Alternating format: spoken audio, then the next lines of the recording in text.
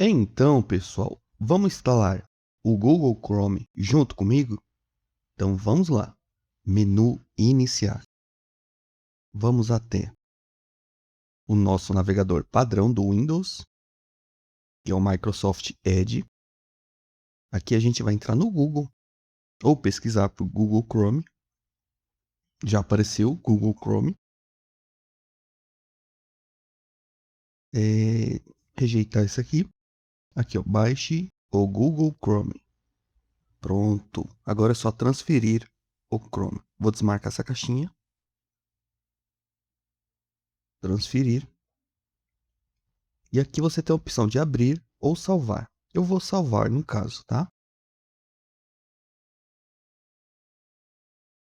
Caso tenha algum problema, alguma coisa, então eu deixo salvar. Pronto. Vamos abrir. Dá um OK, tá, gente? E agora é só aguardar o processo de instalação, que demora um pouquinho. Enquanto isso, já se inscreve no canal, isso ajuda muito, tá?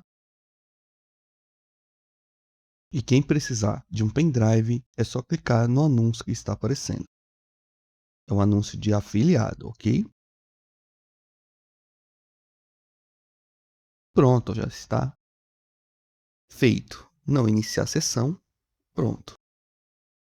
O seu navegador Google Chrome já está instalado no seu notebook. Então é isso. Espero que tenham gostado do vídeo. Finalizamos por aqui. Forte abraço e até a próxima.